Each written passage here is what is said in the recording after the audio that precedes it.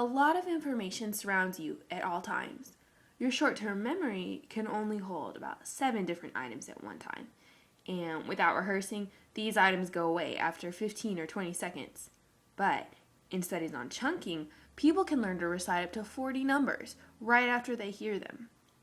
Chunking isn't really a way to memorize information, but rather a way to hold more items in short-term memory.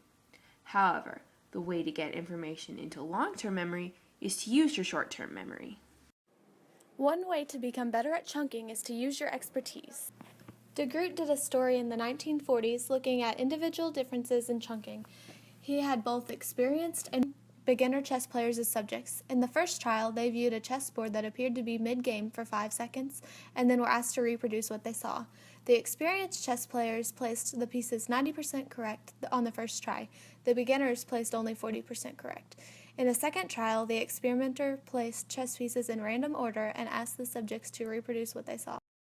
The experienced players did just as poorly as the beginners. De Groot concluded that the experienced players chunked the pieces into chunks they were familiar with and were therefore more effective on the first trial, but not the second.